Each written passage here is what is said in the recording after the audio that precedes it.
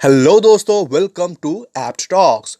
दोस्तों, आज का दिन का सबसे बड़ा खबर एचडीएफसी बैंक और एचडीएफसी लिमिटेड का मेगा मर्जर। आप कह सकते हो कि इतिहास के पन्नों में शायद ही कोई ऐसा इक्का दुक्का मर्जर हुआ होगा जो आज हमें देखने को मिला। इतना ये ताबड़तोड़ न्यूज़ था कि इसके वजह से आप सोच सकते हो निफ्टी 18,000 का स्तर वापस से छू लिया। और भी बहुत सारे स्टॉक थे जो निफ्टी को मदद कर रहे थे ऊपर जाने में, लेकिन H2 सबसे आगे आकर निफ्टी को पॉइंट्स कंट्रीब्यूट कर रहा था ऊपर ले जाने के लिए। 15% तक का इन दोनों में सर्किट लग गया था। इसी से आप अंदाजा लगा लीजिए कि कितना तेजी था इन दोनों में आज।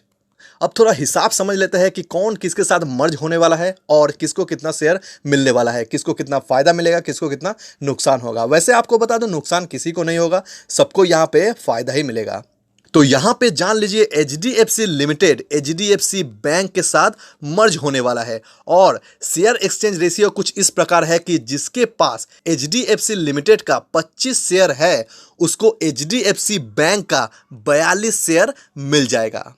अब यहाँ पे दो सवाल उठ रहा है। एक तो यह है कि जिसके पास 25 शेयर है एचडीएफसी लिमिटेड का उसको तो 42 शेयर एचडीएफसी बैंक का मिल जाएगा, लेकिन जिसके पास 25 से कम है उसका क्या होगा। ये जो शेयर एक्सचेंज रेशियो है इसके हिसाब से गुना भागा करने के बाद आपके हिसाब में जितना शेयर आएगा आपको उतना शेयर अलॉट कर दिया जाएगा। देखिए दोस्तों, ये जो शेयर एक्सचेंज रेशियो बनाया जाता है ये ऐसे ही नहीं बनाया जाता है, ये सबका बात दिमाग में रख कर ही बनाया जाता है। इसलिए आपको घबराने का कोई जरूरत नहीं है, आपके साथ कोई नाइंसाफी नहीं होगा। अब यहाँ पे मैं शेयर एक्सचेंज का जो रेशियो है इसको सिंपल भाषा में समझा दे रहा हूँ। इसको आप एक फॉर्मूला की तरह समझिएगा। यहाँ पे कंपनी की तरफ से कहा गया है कि अगर आपके पास एचडीएफसी लिमिटेड का 25 शेयर है तो आपको एचडीएफसी बैंक का 42 शेयर मिल जाएगा। अब आप यहाँ पे 42 को 25 से डिवाइड कर दीजिए तो आपका आंसर आएगा 1.68। तो इस नंबर को आप याद रखिएगा। अब यहाँ पे आप एक काम कीजिए, पहले 168 लिख लीजिए और फिर आपके पास 25 से नीचे जितने भी शेयर्स है उसको आप यहाँ पे लिख लीजिए। मैं धर के चलता हूँ, मान लीजिए 7 शेयर है तो मैं 7 यहाँ पे लिख दिया और इन दोनों को मल्टीप्लाई कर दीजिए। इसका आंसर आएगा 11.76। यानी कि अगर आपके पास 7 शेयर है एचडीएफसी लिमिटेड का तो आपको एचडीएफसी बैंक का 11 शेयर मिल जाएगा। और यहाँ पे जो 0.76 आपको दिख रहा है इसके लिए मैं ये कहना चाहूंगा, आधा शेयर थोड़ी ना हम लोग के यहाँ पे मिलता है। आपको खरीदना होगा तो पूरा का पूरा एक शेयर खरीदना होगा। 0.76 शेयर थोड़ी ना आप खरीद पाओगे। इसीलिए ये जो आप 0.76 देख रहे हो ये आधा अधूरा शेयर है। इसमें आप 0.24 मिलाइएगा तब जाके ये एक शेयर में कन्वर्ट होगा। लेकिन ये तो यहाँ पे पॉसिबल नहीं है। फॉर्मूला के हिसाब से जो नंबर आया है वही हमें यहाँ पे मानना पड़ेगा। इसीलिए ये जब कॉर्पोरेट एक्शन होगा उस समय आपका शेयर्स का जो भी वैल्यूएशन रहेगा उसके हिसाब से ये 0.76 शेयर का जो भी वैल्यूएशन खड़ा होगा उतना पैसा आपको वापस दे दिया जाएगा। और ये जो पहले का नंबर है, जैसे कि यहाँ पे 11 लिखा हुआ है 7 शेयर के हिसाब से, तो ये 11 शेयर आपको आपके डीमैट में आपके पोर्टफोलियो में भेज दिया जाएगा। तो ऐसे ही दोस्तों 1.68 से आप किसी भी नंबर को मल्टीप्लाई कीजिएगा, जो भी आंसर आएगा उस हिसाब से आपको तो समझ में आ ही गया है कि कैसा फॉर्मूला वर्क कर रहा है। उस हिसाब से आपको शेयर्स मिल जाएंगे और 0 पॉइंट करके जो नंबर आएगा उतना पैसा आपको वापस मिल जाएगा। जैसे कि यहाँ पे अगर 25 से ज़्यादा शेयर होता, मान लीजिए 35 शेयर है, तो यहाँ पे आपका आंसर आएगा 58.8, यानी कि आपको 58 शेयर मिल जाएगा। और ये जो 0.8 है इसका जो भी वैल्यूएशन खड़ा होगा इतना पैसा आपको वापस मिल जाएगा।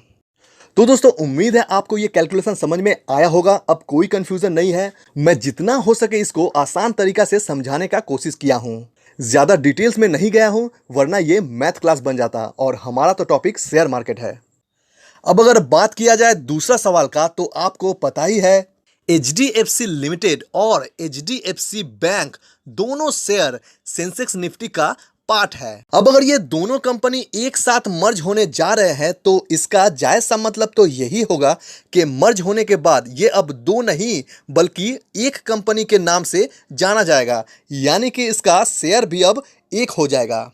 तो यहीं से आप दिमाग लगा लीजिए कि ये जब दोनों शेयर एक बन जाएंगे तो सेंसेक्स का 30 शेयर में से एक घटकर 29 शेयर हो जाएगा और निफ्टी का 50 शेयर में से एक शेयर घट के 49 शेयर हो जाएगा। इस बारे में क्या आप पहले सोचे थे? तो अब यहाँ पे सवाल यह है कि सेंसेक्स का 30 शेयर मेंटेन करने के लिए कौन सा शेयर को चुना जाएगा और फिर यहाँ पे निफ्टी का भी 50 शेयर को मेंटेन करने के लिए कौन सा नया शेयर चुना जाएगा। फिलहाल तो ऐसा कोई न्यूज़, ऐसा कोई दावेदार सामने नहीं आया है। जब आएगा तो अपडेट कर दिया जाएगा। अच्छा, यहाँ पे और भी बहुत सारे सवाल दिमाग में आता है, जैसे कि ये मर्जर क्यों हुआ। तो इस बात पे कंपनी की तरफ से ये कमेंट्री आया है कि इससे ग्राहकों को बहुत ज़्यादा फायदा मिलेगा और कंपनी के लिए भी ये फायदेमंद है। तो ये तो बात सच ही है कि ग्राहकों को फायदा मिलेगा और कंपनी के लिए भी ये अच्छा है, क्योंकि एक ही जंगल का 2 शेर था जो अब एक होने जा रहे हैं। तो फिर शिकार भी बहुत आसानी से मिल जाएगा और किसी दूसरे को हिस्सा देने का भी जरूरत नहीं पड़ेगा। आप समझ रहे हो।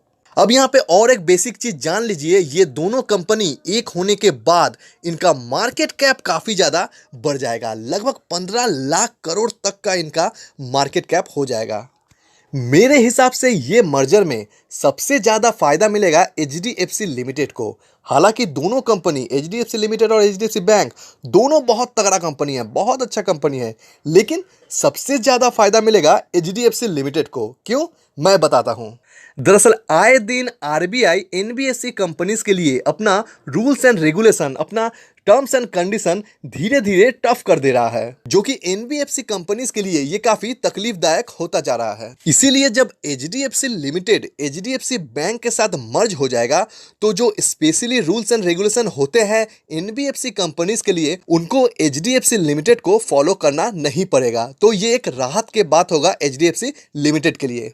वैसे मैं लास्ट में डिस्क्लेमर देना चाहूँगा, HDFC बैंक और HDFC लिमिटेड ये दोनों शेयर मेरे पोर्टफोलियो में है। मैं इसका लॉन्ग टर्म का शेयर होल्डर हूँ और आगे भी रहूँगा। तो दोस्तों अभी के लिए बस इतना ही। जानकारी अगर आपको पसंद आया होगा तो चैनल को जरूर सब्सक्राइब कीजिएगा, क्योंकि शेयर मार्केट से जुड़ा हुआ अपडेट हम इस चैनल पर लाते रहते हैं। तो हम मिलते हैं नेक्स्ट वीडियो में, तब तक के लिए गुड बाय।